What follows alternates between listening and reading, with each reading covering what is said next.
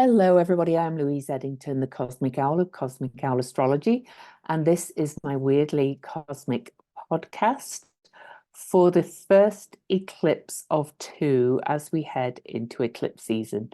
So we're going to be taking a look at the astrology of the lunar penumbral eclipse that's on March the 25th at 5 Libra, and we'll look at the chart for that.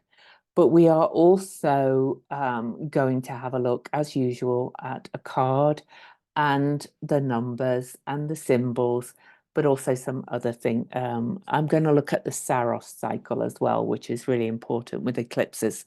So before I dive in, I would like to invite you, please, to subscribe to my channel, give me a thumbs up, leave me a comment. I love to hear from you. I love engagement, and so does the algorithm. The video gets seen more the more engagement I get. So it would greatly help me as well if you would just at least give me a reaction and subscribe to my channel. So thanks for that. Right, let's dive in. So first of all, I pulled a card for the eclipse, and I pulled it from the Tree Devia deck again. Again, there's a link in the description if you want to buy it for a discount code for if you buy it with my link. So there it is, the links below. This is the Tree Devia deck. It's based very much on the Rider-Waite Tarot, but it's actually gorgeous. And unfortunately, the cards are very glistening and don't always show up very well on Zoom, but I try to show you. But some people have bought the deck and, they say it's far more beautiful in person than I can show on Zoom, but I try. But anyway, this is the card I pulled. Okay, so if you can see, this is the Temperance card. Look at that beautiful gold-winged angel. This is card number 14. And you can see the beautiful water below. And I hope you can see the other symbols. There's a cup there. Okay, and let me tell you what the Temperance card is. Now is the time to reflect on things that are out of balance in your life and stabilize them. Be gentle and kind to yourself. Go with the flow of life and stick to that which brings you the most peace. Do not rush. Be moderate in everything you do and take things lightly. Calmness and harmony should be your priority. Be patient with yourself and with others and follow your higher purpose. The affirmation for this card is balance and peace are my priorities in life right now. And of course, that brings me to my favorite topic, which is self-care. So I'll be talking a lot about self-care as we go through this eclipse, but it's actually quite a nice eclipse, but it's at 5 degrees Libra Aries because it's a full moon eclipse. So the moon is at 5 Libra and the sun will be at 5 Aries. And I just want to quickly talk about the number 5. So the number 5 is said is the most prevailing number in nature and art. It's related to the 5-pointed star of Venus, the pentagram, and here we have a Venus ruled eclipse because Libra is ruled by Venus. So 5 also is, we've got 5 digits on each hand, and it's related to the stigmata or the 5, symbols of the cross as well. And Venus is, very related to this kind of energy. And 5 is multi-talented, and it's about very many interests. It's also a very attractive kind of number. It's free thinking, fast moving, a lot of change as well coming with 5. I think that's all I'm going to say about the number, actually. So let's dive into the astrology, because there's quite a lot to say about that.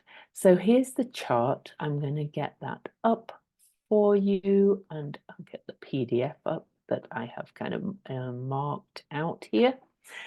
And again, don't forget to subscribe, all those things. Now, we had a new moon eclipse back on October the 14th, 2023. And in some respects, 6 months later, we've got a Libra full moon eclipse that is a bit of a fulfillment of something that began last October when we had the last sets of eclipses. But we've also got a lot of things that are relating back to that time that's very Venusian. So I'm going to look at a few things like that. But first of all, I do want to tell you that this eclipse is from Ceres 113. It's an eclipse series that began back in 1501. Now, eclipses run in series. They start at either the North or the South Pole and run through and eventually end. And this eclipse, as I said, began in May of 1501. This one began on the North Pole, and the eclipse series will not end until 2745. That's from the wonderful Bernadette Brady in her book, The Eagle and the Lark. But this is a Saros Series 8 North eclipse series, in her book. And I will tell you that, when this eclipse, the first eclipse, when that happened in 1501, that was really a new moon eclipse squaring Uranus and was on the midpoint of Mercury and Venus. It had some very strong aspects in it.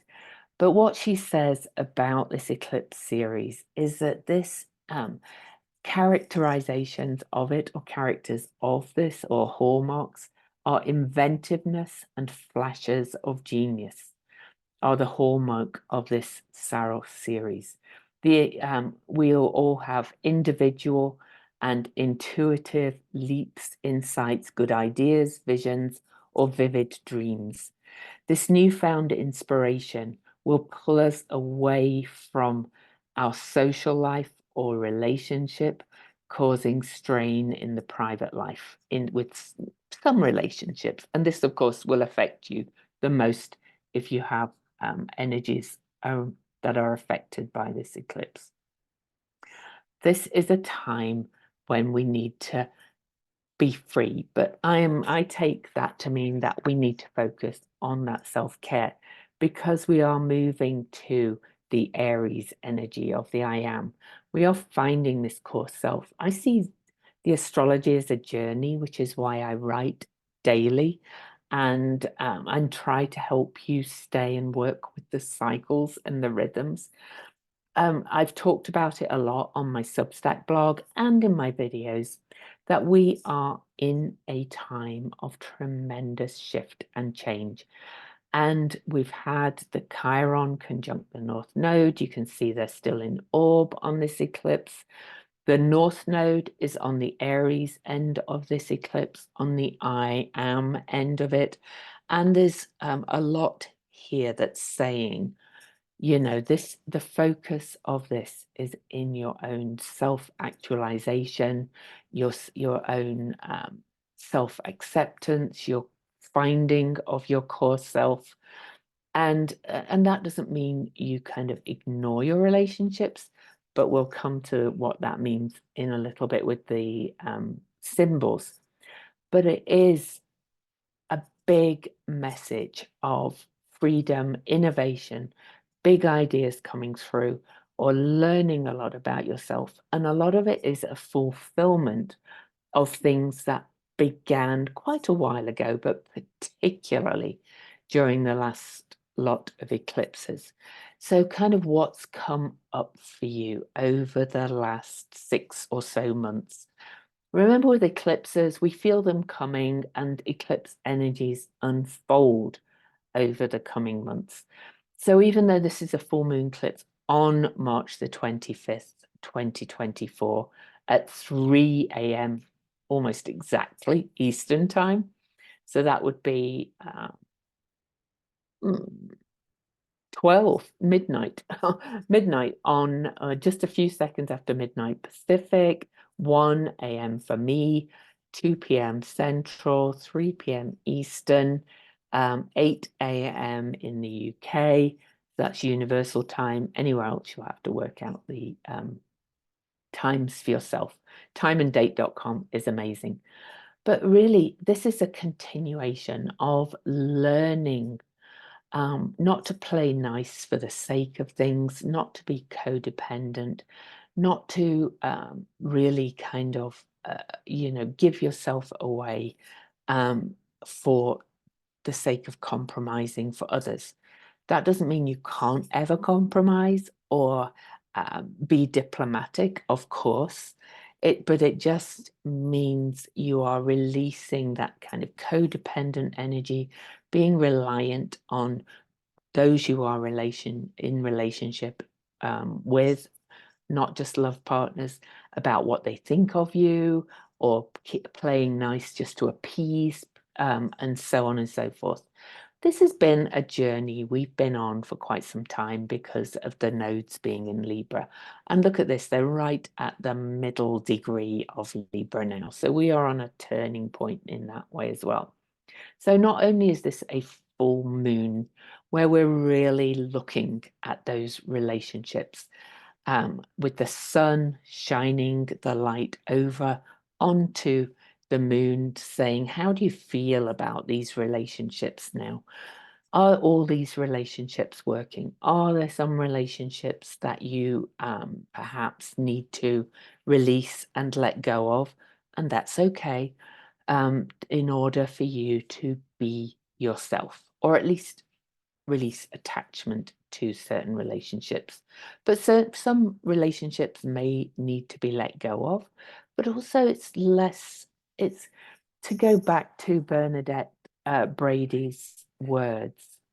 It's time when the person needs to be free, if only for a few weeks. Well, you need to give yourself some space, all right, during this eclipse to find yourself. And bear with me, I knew she was going to do this. My lovely darling cat is asking to just go out. So I'm just going to pause. I'll be right back. I knew she would do that again. That's my lovely Lunar. I'm talking about the moon, and she always shows up when I'm talking about the moon. So we'll talk more about that in a little bit, but other things I'm going to talk about during this. So that's kind of a general overview of what this full moon eclipse is about, shining both the lights on who am I and who am I in these relationships, and are these relationships working anymore? Or do I need to change the balance, to go back to the Temperance card that we pulled at the beginning? Do I need to change the balance of how I work in a relationship? Rather, some let go, maybe some changing the balance. But of course, the most important part is the balance within yourself. So other things we'll be talking about before I take the chart off the screen and just talk is that Vesta, which is your inner flame of focus, commitment, devotion. I love to visualize this flame here as like this literal flame within myself. It's kind of this core sense of being, your core hearth, okay? And this is opposing the galactic center again. Vesta has been back and forth opposing the galactic center twice before, because she went retrograde, and that's all happened in the last while as well. The other things I will be talking about are, because this is an eclipse, and an eclipse is always a new or full moon close to the nodes. This one is 10 degrees away, which is why it's a penumbral eclipse. It's not a full lunar eclipse or total lunar eclipse. It is still connected to the nodes. And the nodes are at 15 degrees, and we have a lovely trine aspect Chariklo. I'll talk about that. We also have a quincunx to Venus, which is the ruler of Libra. And also she's in here in exalted in Pisces and conjunct Nessus, Centaur. I will talk about that too. We've also still got Chiron, her Chariclo's husband, conjunct the North Node. These two have been traveling together for a little bit, and they're still just within 3 degrees before they really start to separate out. So this is still a continuation of a journey. And Chiron and his wife, Chariclo, are talking to each other by aspect as well. One last thing that I'll mention right now is that Mercury, the messenger or the transmitter of information, because Mercury has this trickster energy that really kind of crosses boundaries, is conjunct Eris, and Eris is the truth teller or pot stirrer, or SHIT stirrer, as I like to say as well. And these two are in a lovely aspect as well to Hecate in Leo. So we've got quite a lot going on the eclipse, even though there's not many aspects directly to the eclipse. So apart from the conjunctions with the nodes. All righty. So let's dive in. So I mentioned that there's not many aspects to the eclipse. You know, that there are some wide aspects, like the moon is in a trine aspect to Pluto in Aquarius, which means the sun is in a sextile aspect to Pluto. There are a couple of, you know, really out of sign aspects as well. But really, this is a pretty unaspected eclipse, which puts a real kind of focus on the moon and sun. But of course, we still have Chiron on that north node. So, but this is, to my mind, this is really bringing a great focus into the topics I briefly brought up before already, about this really kind of healing yourself, finding that core self, doing that parts work or the internal family systems to reach your seat of consciousness. Aries is the I am energy. I always think of it as the toddler of the zodiac, or the bursting out after birth, kind of unsullied, fresh, very raw energy. Aries brought out into the world, kind of this saying, hey, this is who I am. And then over our lives, we build up these kind of layers of protection. We get hurt. There's the parts exiled. We have, you know, to speak in internal family systems language. We have these firefighters and these managers and these exiles that all kind of split off or protect us or manage and try and control things so that we don't get further hurt. And underneath all that is this kind of toddler self that came into the world all fresh-eyed and going, here I am, kind of thing, knowing who you are. We kind of lose that over a long time. We're all in this collective journey again of finding that seat of consciousness. But we're also collectively, to my mind, finding that seat of collective consciousness as humans, as I love to say it now, WHOOMANS. Who am I? Who am I really now in this world that's changing so much? Because so much has changed in this world right now. And then we have the moon in Libra, as I mentioned. How do I feel about the relationship with myself, the relationship with that seat of consciousness? How am I finding that inner core and finding that sense of balance within, that sense of temperance? To go back to that card again. Yes, it's here. So let me just make sure I'm sharing that, because I'm looking at my chart. Yes, so that sense of balance coming into kind of core between heaven and earth, and bringing everything in between. And you could also say, because it's Venus ruled and it's a 5, coming into balance with that 5-pointed star, which is so resonant of the human, the head, the 4 limbs, 2 legs and 2 arms, which is the Venus, how the Venus star point works within you incidentally. So, you know, there's all those kind of things too. And then it's Venus ruled. And Venus is in the sign of Pisces by the time of this eclipse. I'm recording this on March the 8th because I had to record it early because I'm traveling for the next 5 days. That was kind of the timing of the trip was unexpected. So anyway, I've recorded this early. Venus is in the sign of Pisces, which she loves being in the sign of Pisces. Venus is said to be exalted in the sign of Pisces. She kind of is at her highest love energy. But on the way to this eclipse, Venus has moved into Pisces. As I record, she is at the end of Aquarius. And she has passed Saturn, kind of letting go of some of the old rules, self-limiting beliefs and boundaries and restrictions that have stopped you kind of stepping into your higher self or into your connection with the cosmos or the energy within, the cosmos within. And Venus on this eclipse is about to conjunct Nessus, the revealer of generational abuse. Now, Venus is in an uncomfortable aspect with the south node, of which this eclipse is a south node eclipse. So to my mind, this is saying it's a quincunx or inconjunct, whichever you prefer to call it. This, to my mind, is saying we really are being called, excuse me, are being called to make an adjustment. Based on what's been revealed and what's come up.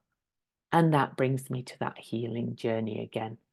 We are really learning that this system, as a human, are all that we have in some ways. And the more whole we become and the more work we do to self-individuate, love ourselves, care for ourselves, and care for our soul, our seat of consciousness, the more whole we become and the more that we are able to be in healthier relationships with others. Some of this will be based on all this revealing of generational abuse that has been happening over and over as Centaur Nessus has been activated over and over for the last while. Nessus is a really interesting Centaur, and I'm not going to go into huge details about him, but just thinking of the Centaurs, who are all very active on this eclipse, by the way. They are half man, half animal, half horse, half human, I should say, not half man, because they are, Centaurs were half human consciousness, seat of consciousness, and then half this animal body. And really, we are being asked to come into wholeness with that, to reconnect with our humanness or humanity. Who am I? I love this play on human. Here on Earth, connect with the Earth.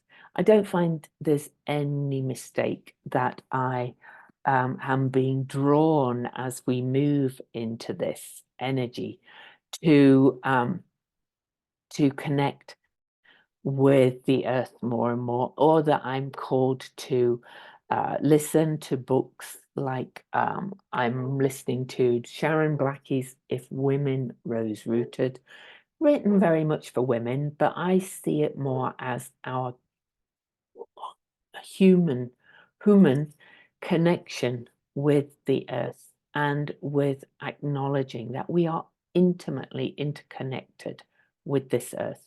This is our home. The earth sustains us and connects us, and how are we kind of living in symbiosis with the earth? I've talked about this over and over. I kind of got upset with somebody the other day who was creating like this religion of we've got to kind of colonize the outer space and things like that. Well, you know, it's a bad idea for so many reasons. We're just not built to live out there, live sustainably. Terraforming, terrible idea. Anyway, but that's my opinion. If you're into it, then fine. But my opinion is the astrology is telling us, and the discovery of the centaurs since Chiron was discovered in 77 is telling us to connect with that half human and half animal side. We are mammals, we are animals on this earth, connected with the earth. Mushrooms share so much DNA with us. You know, we're connected to everything that is. Science is telling us that now. And the astrology tells me that these centaurs are online, if you like, because they are telling us to reconnect with that side of ourselves and bring healing to ourselves and the everything else that's living on Earth and the Earth itself. Anyway, enough ranting. So that's Venus and Nessus. So, you know, a lot might come up about how we've abused the Earth and for generations and how we've abused each other for generations. We can see that coming up already. So don't need to kind of say any more. Now, Nessus and Venus are at the midpoint of two other energies that are on this eclipse. And I mentioned them already, but the South Node is in a supportive trine aspect to Chariklo in Aquarius, the grace spinner, the space holder, the weaver of new stories. And this is Libra and Aquarius. This is air. And this is saying it's time to write this new story. Chariklo has patiently been holding space for us to start writing this new story of the self and of the collective as we move into the future, in the sign of Aquarius. What do we hope and wish for? So all the things that are coming up, all the relationships that we'll look at on this lunar eclipse, we are there to look at them and to process this with our minds and to say, what do I want this to look like going forward? What do I need to release to stop me creating this new story? And then the other centaur that's, you know, Nessus is in the middle of and Venus is in the middle of is Chiron, that's still on the North Node. How do we unlock the key to healing this I am energy and kind of saying, this is me, this is who I am. I'm kind of operating from this I am seat of consciousness, healthy energy, finding myself, and then taking action to be a part of the healing and the change that's coming. Then Mercury is kind of really the ruler of air signs, and Mercury is conjunct Eris, as I mentioned before. Mercury is conjunct the truth teller in Aries, the sign of I am. This is the table shaking thoughts. These are the thoughts that are going to come through as we head towards this eclipse and on this eclipse and after. You know, what is my place in the world? What I'm finding myself. So now, what is my place when I go, here I am, and I kind of throw that apple into the wedding of the collective, if you like, and say, I'm going to shake up how I speak my truth and how I take a stand for myself. That's kind of what it feels like. And then Mercury and Eris are in a lovely aspect to Hecate, the way shower, who is right here behind. She's the keeper of the keys to the shamanic realms. We are moving so much into a time of feeling that interconnectedness and of moving into how can we operate in the current timeline and live in that shamanic creative realms to really heal ourselves and come into wholeness, mind, body, and spirit, and then take action to create what we want to see in the world. Hecate is the crossroads, she is the goddess who stands at the crossroads with her lamp, her torch, lighting the way. It's not just to the underworld, but she does show our way into our underworld, which is the root of our being. But Hecate is also has the keys to all the realms. She is the crossroads. She is saying, which way will you go? Will you choose wholeness? Will you choose Leo, which is ruled by the sun, and the sun is in Aries, and this is about staying true to the cave of your heart, or the atlas of your heart, if you like to quote one of Brene Brown's books. Anyway, a couple of other things, and then we'll move on. The eclipse, and I didn't mention this when I showed the chart actually, but the nodes on the eclipse are also square to Ceres in Capricorn. Ceres, and that's a square to the nodes, which is a turning point, and Ceres then is moving towards the Aries North Node. So moving away from that Libra South Node. And Ceres in Capricorn is asking how our needs have not been met by the structures we have been living under, whether that's the structure of the family that you were born into, the structure of the family that you are in now, or the structure of the greater structures, the societal, cultural structures we're living in. We are being asked to examine how those support our needs or unmet needs, whichever comes up for you. Vesta opposing the galactic center. Vesta's in Gemini, which is Mercury ruled again. So we've got Mercury conjunct Eris, kind of shaking tables and shaking things up. And Vesta is about the inner flame, as I mentioned, but also the heart of the state. But I'm not going to kind of talk about that too much. But she's in Gemini, the sign of community, connection, the twins, the coming together. And Vesta is opposing the galactic center on this eclipse. The defrag, the truth, bringing in new truths, helping us to take a different perspective and learn some new truths. So you can see that even though this eclipse is, a lot of people are kind of dismissing it in a way because it's not a total eclipse. We've got a really big new moon eclipse coming up on April the 8th, a solar eclipse. It's pretty big because of all the other aspects. So there's a lot of shifting and adjustments on this eclipse. If I could sum it up in a few words, I would say this eclipse, with the emphasis on the North Node in Aries, is asking us to find that inner balance and then to shine a light on our seat of consciousness. And it's more another big step in our becoming of who I am, or finding who we are at our core now in this new world after crazy changes that we've been going through. And while I remind you to please, subscribe and thumbs up and comment and all that, I just want to remind you of what this Saros series, according to Bernadette Brady, is about. Inventiveness and flashes of genius are the hallmark of this series. Intuitive leaps, insights, good ideas, visions, vivid dreams, newfound inspiration, but it's all pulling us, at least temporarily, away from a lot of social life, a lot of relational interaction, because we need to take a step back to find ourselves and look at those relationships. And this all makes sense when we look at the symbols as well.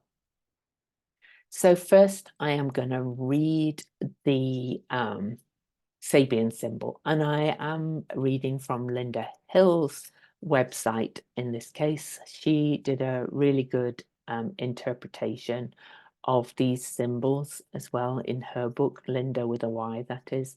So the Sabian symbol for the for 6 Libra, because we always go up. So it's 5-degree Libra lunation. We go up to Libra 6.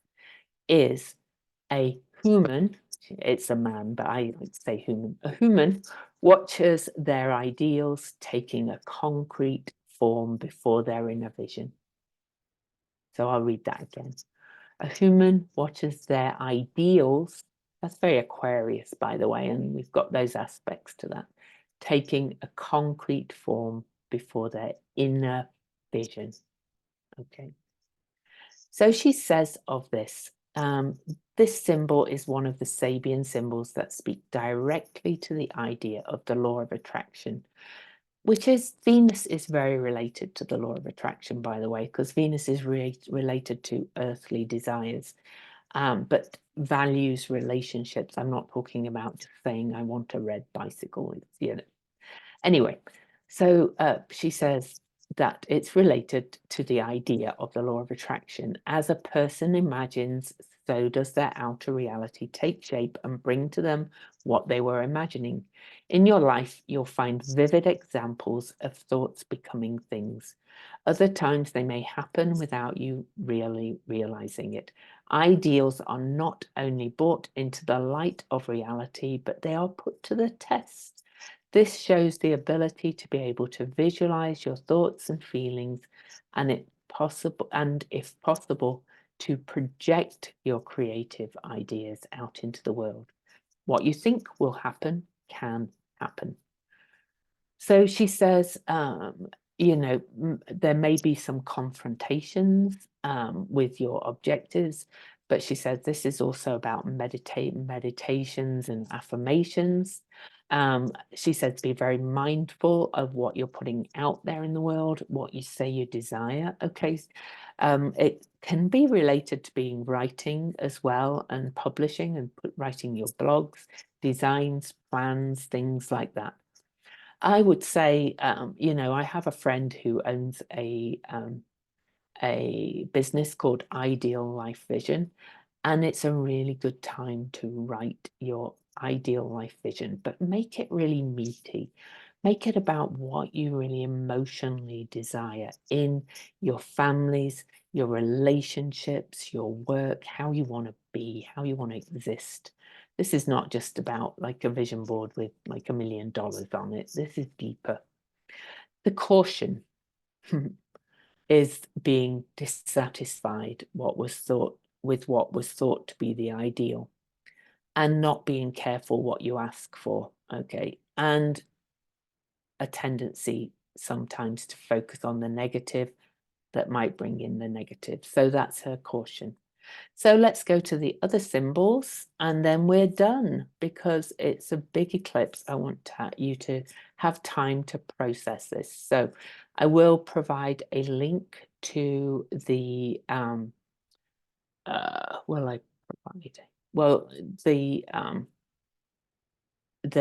YouTube there will be the transcript.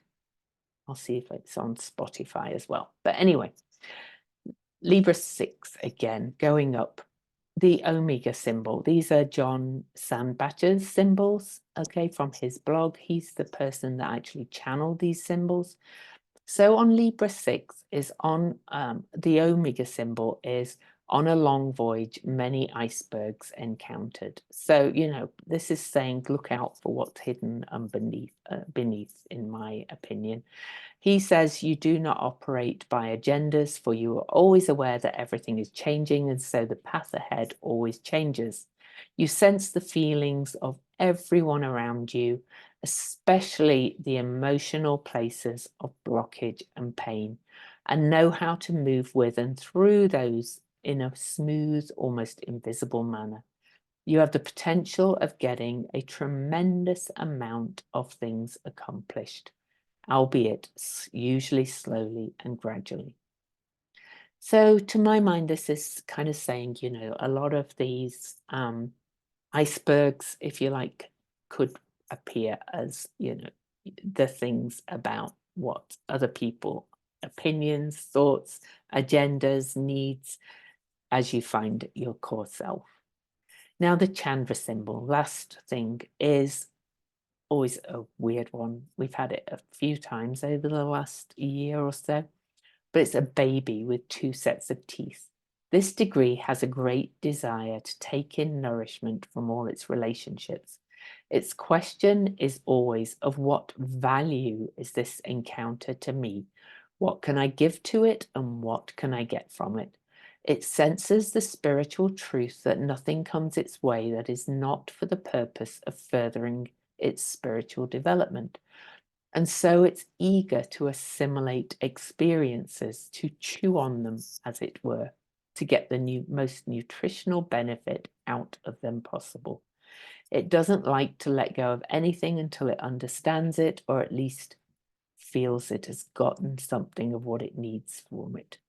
All of this is carried out in a very innocent, open manner that will eventually inevitably lead to the problems alluded by the icebergs of the Omega symbol, but which can benefit the soul tremendously. So to just go back, it's who am I, in these relationships? Are these relationships right?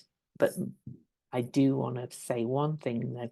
The most important relationship is self. Balance, healing, self-care, self-love. Happy eclipse whenever you watch this. You'll feel this coming already. So, know that it's on the way and you'll be starting to work on this. I'm going to set this to release, scheduled on the 10th after the new moon. So you've got the full time from the new moon to the full moon to work on what this eclipse is bringing or to start working on it. Much love.